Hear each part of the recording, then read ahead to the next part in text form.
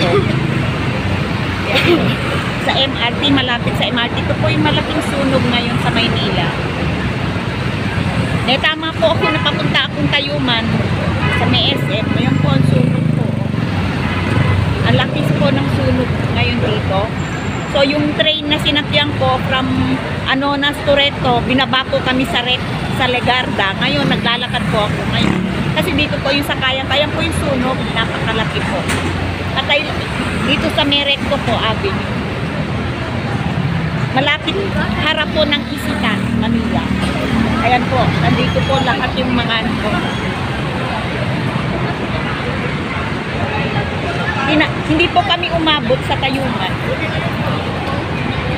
Po, binabangkas ko po. Napakalaking sunog po. Yan po pa, may usok pa po. Oh, ayan po. Nandito lahat yata. Ayan. Ito po yung mga nasunugan po. Ayan po, mga nasunugan po sila. Nandito sila sa gilid, sa kabilang daan. Ayan po. Ayan po ang mga tao.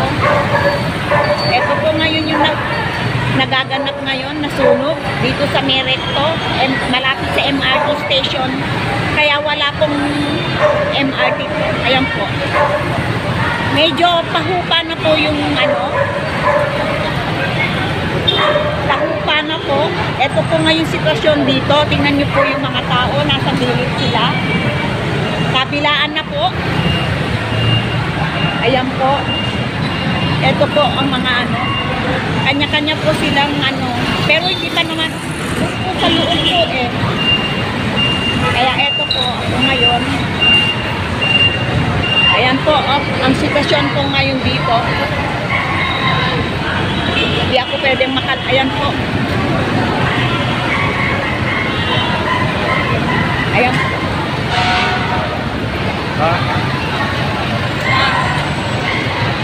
Ayan po, ang sitwasyon ngayon dito. Puro tubig po. Grabe.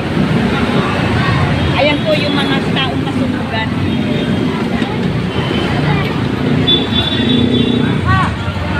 Opo, hello. Ayan po. Panoorin mo sa video mamaya. Hello po. Ayan po ngayon yung nagaganap dito. Wala po yung MRT, yan po ngayon. Yung sunog dito. Sunog po ngayon dito. Nahupa na, no? Ayan. Ayan po ngayon. Wala na po yung MRT. Sunog po nila.